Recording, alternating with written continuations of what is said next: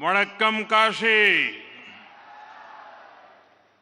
वणक्कम तमिलनाडु।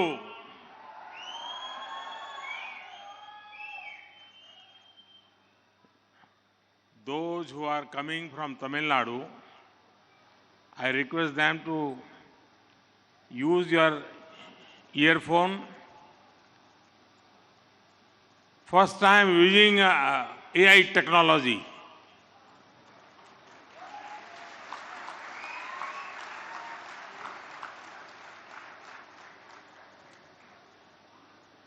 मंच पर विराजमान उत्तर प्रदेश के मुख्यमंत्री योगी आदित्यनाथ जी, केंद्रीय कैबिनेट के मेरे सहयोगीगण,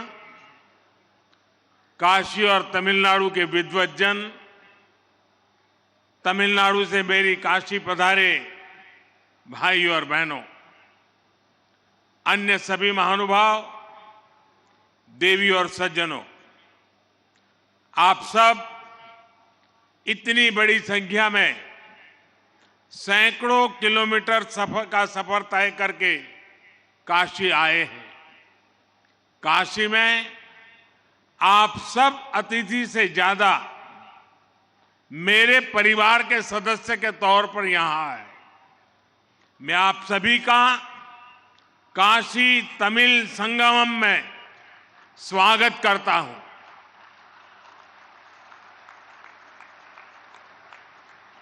मेरे परिवारजनों,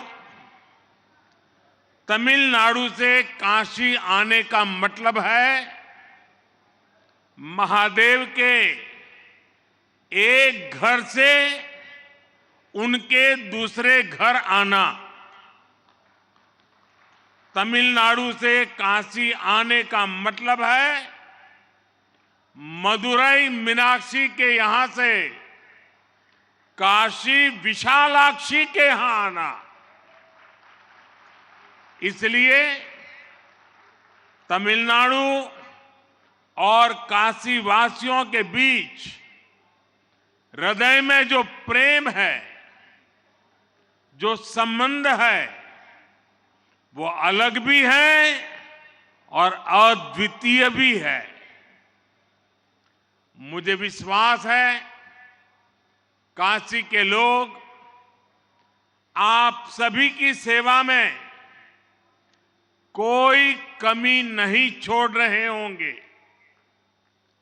आप जब यहां से जाएंगे तो बाबा विश्वनाथ के आशीर्वाद के साथ साथ काशी का स्वाद, काशी की संस्कृति और काशी की स्मृतियां भी ले जाएंगे।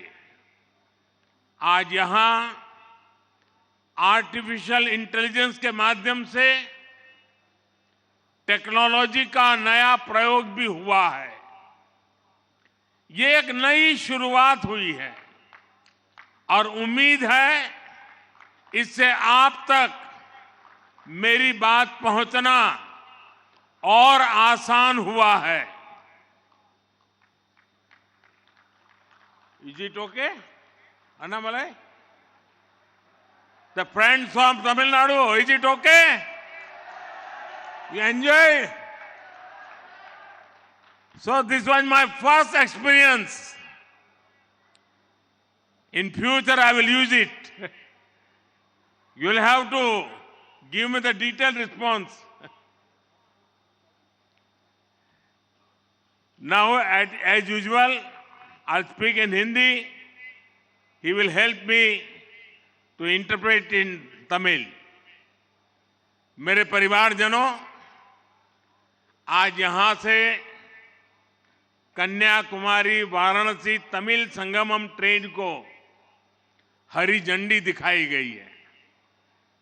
मुझे थिरुकुरल, मणिमेकलई और कई तमिल ग्रंथों के विभिन्न भाषाओं में अनुवाद के लोकार्पण का भी सौभाग्य मिला है। एक बार काशी के विद्यार्थी रहे सुब्रमण्यम भारती जी ने लिखा था, काशी नगर पुलवर पेशुम ओरैताम कांची इल केट पदरकू और करुवी सेचो। वो कहना चाहते थे कि काशी में जो मंत्रोच्चार होते हैं उन्हें तमिलनाडु के कांची शहर में सुनने की व्यवस्था हो जाए तो कितना अच्छा होता। आज सुब्रमण्यम भारती जी को उनकी वो इच्छा पूरी होती नजर आ रही होगी। काशी तमिल संगमम की आवाज पूरे देश में, पूरी दुनिया में जा रही है। मैं इस आयोजन के लिए सभी संबंधित मंत्रालयों को, यूपी सरकार को और तमिलनाडु के सभी नागरिकों को बधाई देता हूं।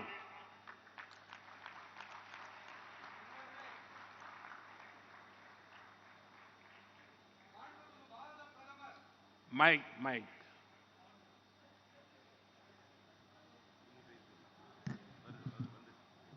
மாண்புமிகு பாரத பிரதமர் தன்னுடைய உரையை இடையிலே நிறுத்தி உங்ககிட்ட எல்லாம் ஒரு கேள்வி கேட்டார் தெரியும் இல்லையா? உங்களுக்கு காதுல விழுந்ததா அந்த உரையுடைய தமிழாக்கம்னு? உங்களுடைய எதிர்வினை ரெஸ்பான்ஸ் கொடுங்க. விழுந்தது சொல்லுங்க. காதுல விழுந்தது. நன்றி. இனி அவர் பேசிய உரையின் தமிழாக்கத்தை அளிக்கின்றோம். என் குடும்ப உறவுகளே, இன்று இங்கே கன்னியாகுமரி வாராணசி தமிழ் சங்கமம் ரயிலுக்கு பச்சை கொடி காட்டப்பட்டு தொடங்கப்பட்டு இருக்கிறது. மேலும் திருக்குறள், மணிமேகலை மற்றும் பல தமிழ் நூல்கள் பல்வேறு மொழிகளில் மொழியாக்கம் செய்யப்பட்டு இவற்றை அர்ப்பணிக்கும் பெரும் பேரும் கிடைத்திருக்கின்றது. காசியிலே மாணவராக கல்வி பயின்ற மகாகவி சுப்பிரமணிய பாரதி என்ன எழுதியிருக்கிறார் தெரியுமா? காசி நகர் புலவர் பேசும் உரைதாம், காஞ்சியில் கேட்பதற்கு ஓர் கருவி செய்வோம்.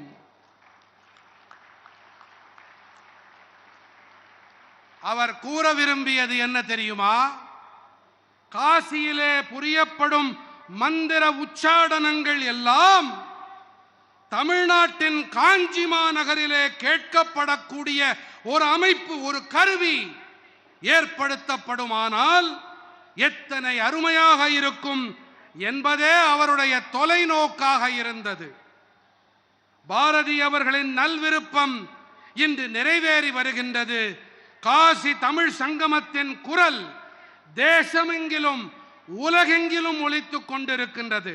இந்த அருமையான ஏற்பாட்டினை செய்தமைக்காக அனைத்து தொடர்புடைய அமைச்சகங்கள், உத்தரப்பிரதேச அரசு, தமிழ்நாட்டின் என்னுடைய அனைத்து தமிழ் சொந்தங்களுக்கும் வாழ்த்துக்களை தெரிவித்துக் கொள்ளுகிறேன்.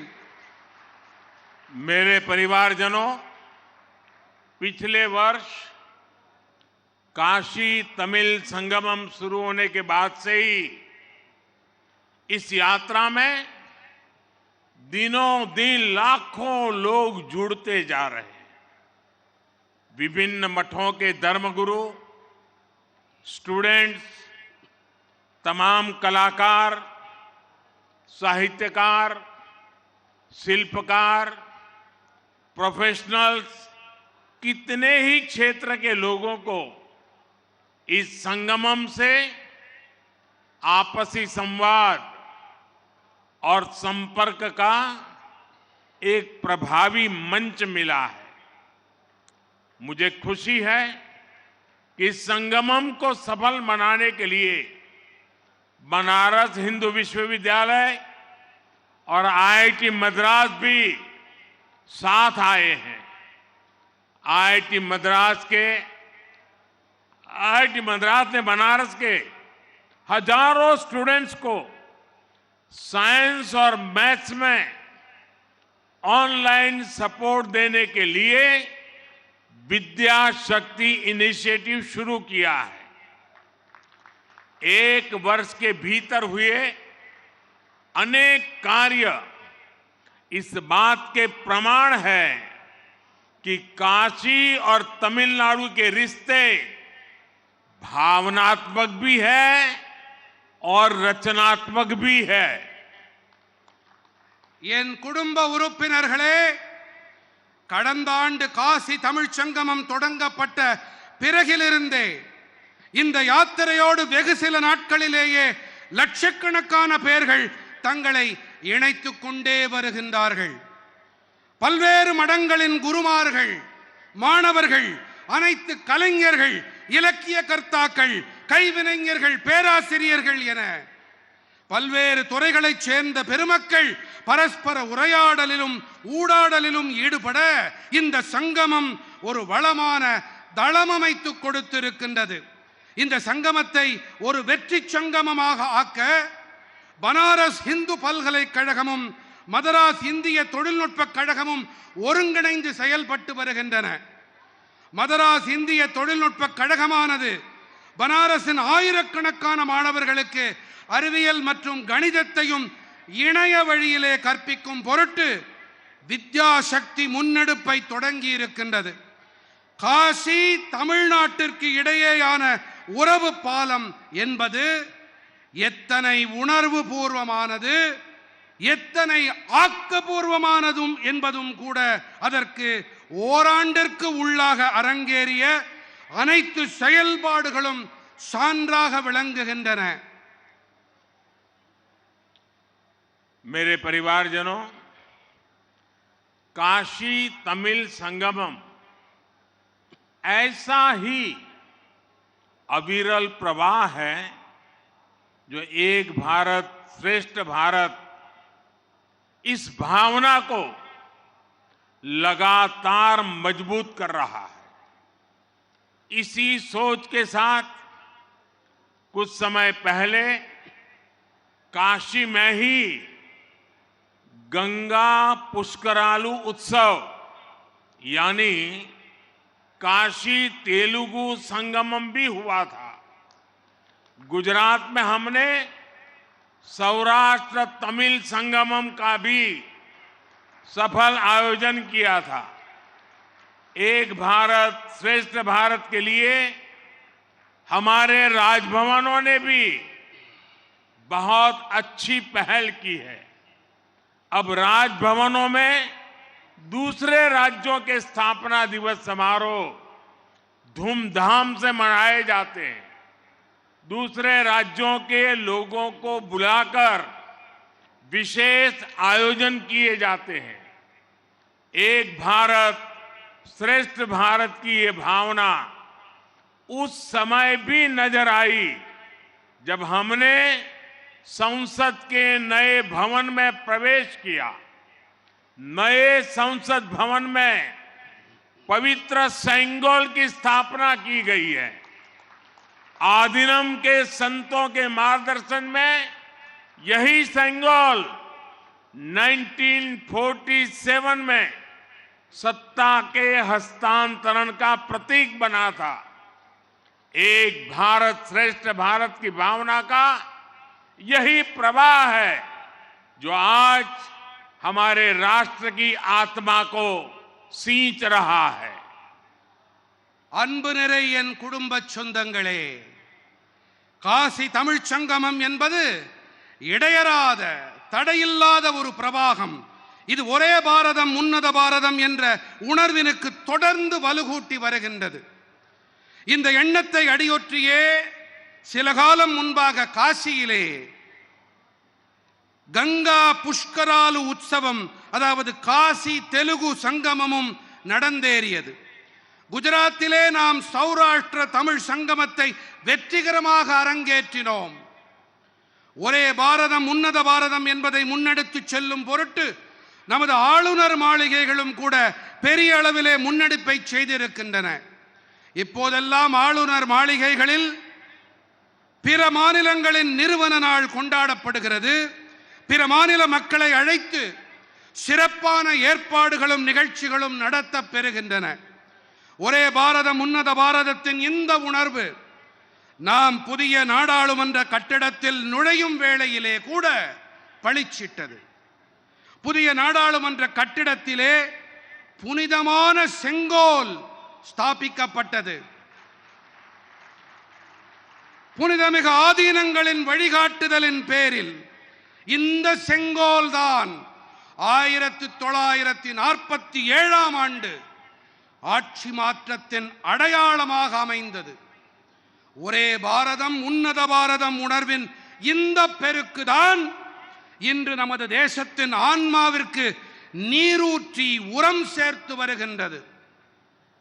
मेरे परिवारजनों, हम भारतवासी एक होते हुए भी बोलियां, भाषाओं, वेशभूषा, खान पान, रहन सहन कितनी ही विविधता से भरे हुए हैं.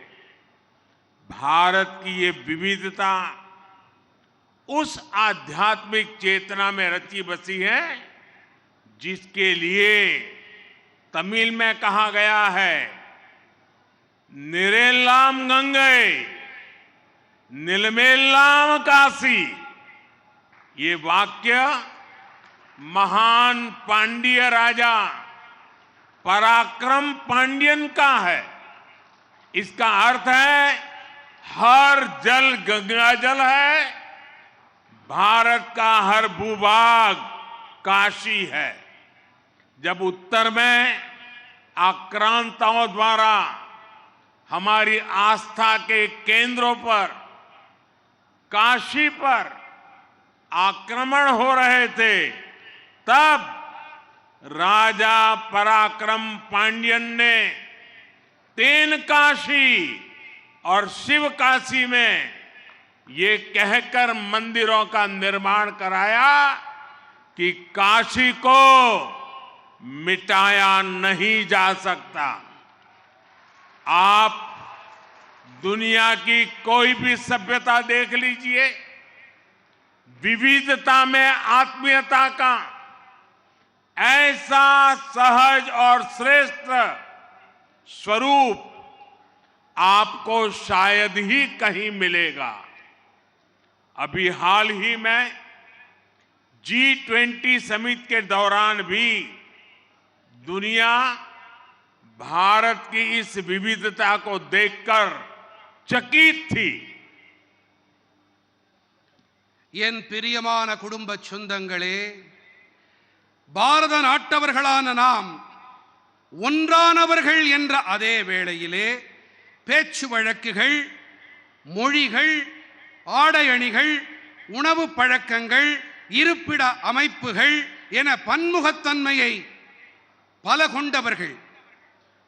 பாரதத்தின் இந்த பன்முகத்தன்மை வாசம் செய்து வளம் கொழிக்கும் ஆன்மீக பெருஞ்சுடரைத்தான் நீரெல்லாம் கங்கை நிலமெல்லாம் காசி என்ற அழகு தமிழ் மொழியிலே போற்றி பேசுவார்கள். இது பாண்டிய அரசன் பராக்கிரம பாண்டியனின் வாக்காகும். அதாவது பாரத நாட்டின் அனைத்து நீரும் புனிதமான கங்கையே, பாரத நாட்டின் நிலப்பரப்பு அனைத்தும் பவித்திரமான காசி பெரும்பதியே. வடக்கிலே கொடூரமான படையெடுப்பாளர்களால் நமது நம்பிக்கையின் மையங்கள் மீது, காசியின் மீது தாக்குதல் தொடுக்கப்பட்ட வேளையிலே அரசன் பராக்கிரம பாண்டியன் தென்காசி மற்றும் சிவகாசியிலே இந்த வாக்கியத்தை உரைத்து காசினியிலே காசியினை அழிக்க முடியாது என்ற உணர்வோடு ஆலயங்களை நிர்மாணம் செய்தான். உலகின் எந்த நாகரிகத்தை வேண்டுமென்றாலும் நீங்கள் பாருங்கள், பன்முகத்தன்மை மற்றும் ஆன்மீகம் இவற்றின் இத்தனை இயல்பான உன்னதமான வடிவத்தை உங்களால் வேறு எங்குமே காண முடியாது. இப்போதுதான் G20 உச்சி மாநாட்டின் போது கூட பாரதத்தின் இந்த பன்முகத்தன்மையை கண்டு உலகமே வியந்து போனது மலைப்பில் ஆழ்ந்தது. मेरे परिवारजनों, दुनिया के दूसरे देशों में राष्ट्र एक राजनीतिक परिभाषा रही है, लेकिन भारत एक राष्ट्र के तौर पर आध्यात्मिक आस्थाओं से बड़ा है। भारत को एक बनाया है आदि शंकराचार्य और रामानुजाचार्य जैसे संतों ने, जिन्होंने अपनी यात्राओं से भारत की राष्ट्रीय चेतना को जागृत किया। तमिलनाडु से आदिनम संत भी सदियों से काशी जैसे शिव स्थानों की यात्रा करते रहे। काशी में कुमार गुरुपुरर ने मठ मंदिरों की स्थापना की थी। तिरुपनंदाल आदीनम का तो यहां से इतना लगाव है कि वो आज भी अपने नाम के आगे काशी लिखते हैं। इसी तरह तमिल आध्यात्मिक साहित्य में पाडल पेट्रथलम के बारे में लिखा है कि उनके दर्शन करने वाला व्यक्ति केदार या तिरुकेदारम से तिरुनेलवेली तक भ्रमण कर लेता है। इन यात्राओं और तीर्थ यात्राओं के जरिए भारत हजारों वर्षों से एक राष्ट्र के रूप में अडिग रहा है, अमर रहा है। எனதருமை குடும்ப உறவுகளே, உலகின் பிற நாடுகளில் தேசம் என்பது அரசியல் ரீதியான புரிதலோடு அணுகப்பட்டு வந்திருக்கிறது. ஆனால் பாரதம் ஒரு தேசம் என்ற வகையிலே ஆன்மீக நம்பிக்கையை ஆணிவேராக கொண்டு அமைந்து வந்துள்ளது. ஆதிசங்கரர், ராமானுஜாச்சாரியார் போன்ற புனிதர்கள்தாம் பாரதத்தை ஒருங்கிணைத்தவர்கள். இவர்களெல்லாம் தங்கள் யாத்திரைகளின் போது பாரதத்தின் தேசிய விழிப்பினை, தேசிய ஆன்மாவை, தேசியத்தை தட்டி எழுப்பினார்கள். தமிழ்நாட்டின் ஆதீன துறவிகளும் கூட பல நூற்றாண்டு காலமாக காசி போன்ற சிவபதிகளுக்கு புனித பயணங்களை மேற்கொண்டு வந்திருக்கின்றார்கள். திருப்பனந்தாள் ஆதீனத்தை காசியிலே குருபர சுவாமிகள் நிறுவினார்.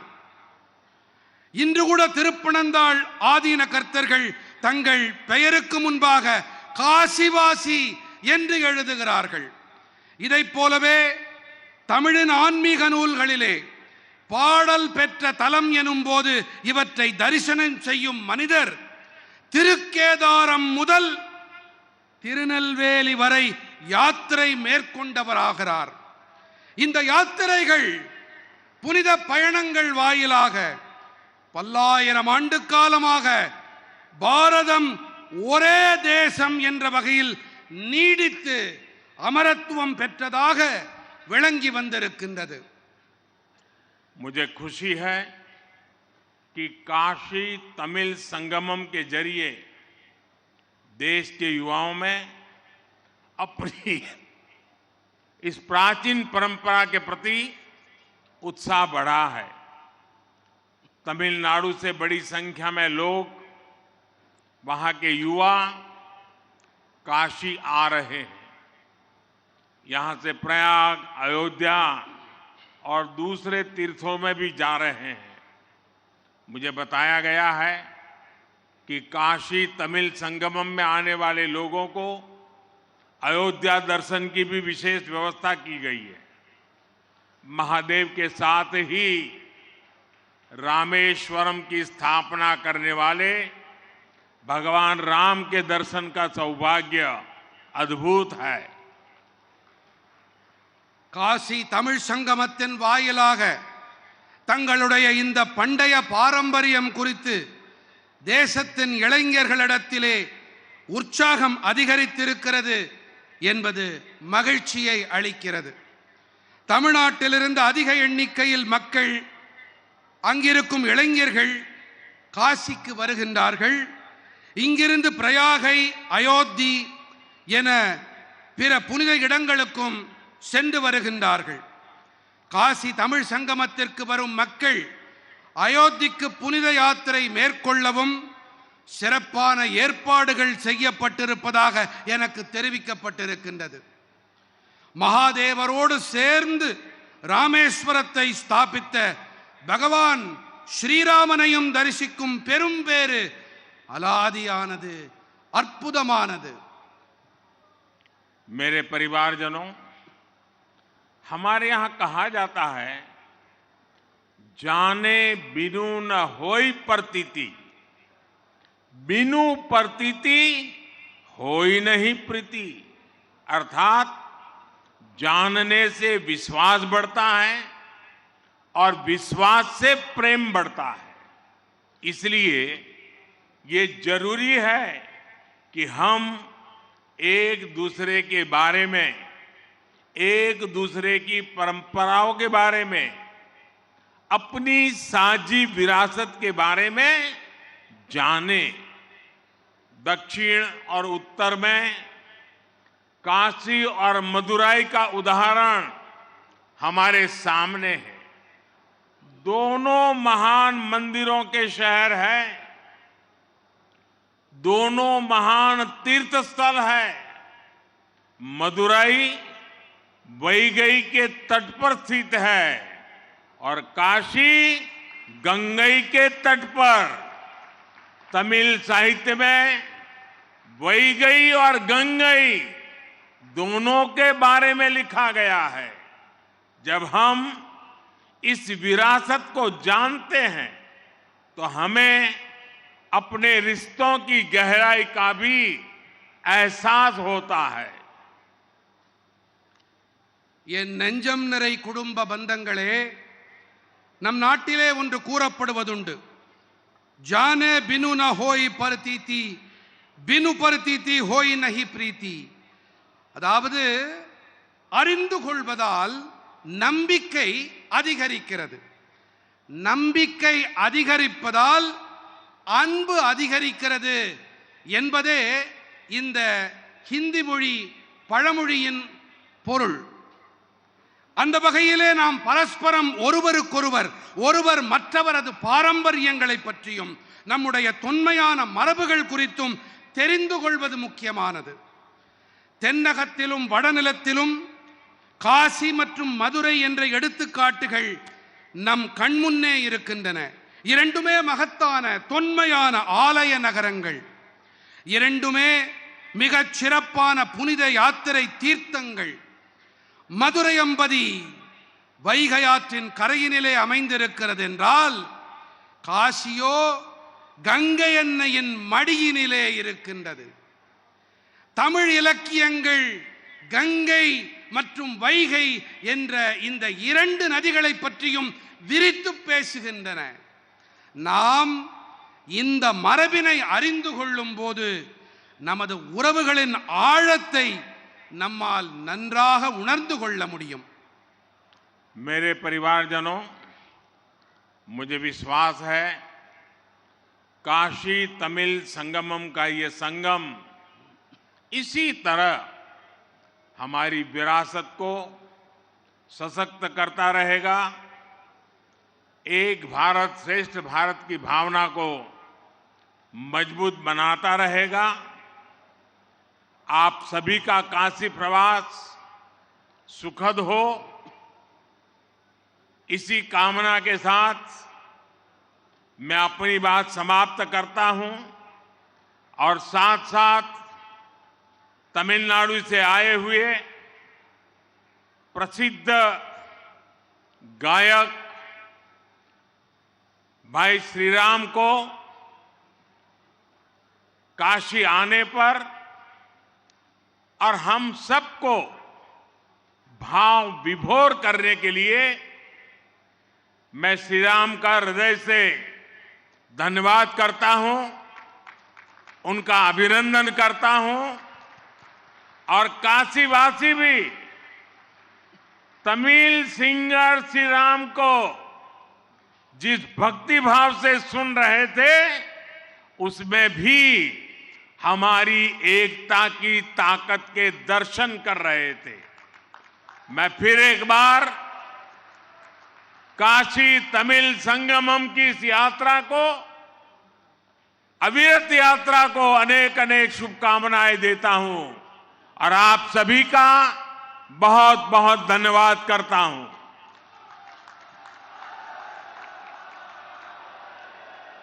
என் நெஞ்சம் நிறை குடும்ப சொந்தங்களே, எனக்கு நம்பிக்கை இருக்கிறது. காசி தமிழ் சங்கமத்தின் இந்த கூடல் இதே போன்று நமது மரபுகள் பாரம்பரியங்களுக்கு வலு சேர்த்துக் கொண்டே இருக்கும். ஒரே பாரதம் உன்னத பாரதம் என்ற உணர்வினுக்கு மேலும் வளம் சேர்த்துக் கொண்டே இருக்கும்.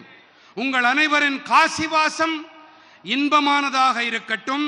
இந்த நல்விருப்பத்தோடு நான் என் உரையை நிறைவு செய்கிறேன். உங்கள் அனைவருக்கும் பல பல நன்றிகள். நிறைவு செய்வதற்கு முன்பாக கர்நாடக இசை பாடகர் இங்கே நமக்கெல்லாம் இசை விருந்தளித்தார். சித் ஸ்ரீராம் குழுவினருக்கும் சித் ஸ்ரீராம் அவர்களுக்கும் என் நெஞ்சார்ந்த மனமார்ந்த நன்றிகளை நான் தெரிவித்துக் கொள்ளுகிறேன். மேலும் பக்தி உணர்வோடு அவர் அளித்த அந்த கீர்த்தனைகளை மிகுந்த பக்தியோடும் முனைப்போடும் அர்ப்பணிப்போடும் கேட்டுக்கொண்டிருந்த காசி நகர மக்களுக்கும் பக்தர்களுக்கும் என்னுடைய நன்றிகளை தெரிவித்துக் கொள்ளுகிறேன். நிறைவாக இந்த காசி பெருஞ்சங்கமம், இந்த தமிழ்ச் சங்கமம் மேலும் வளமாக அடுத்த பதிப்புகளை காண வேண்டும் என்று என் நல்விருப்பங்களை தெரிவித்துக் கொள்ளுகிறேன். நன்றி, வணக்கம்.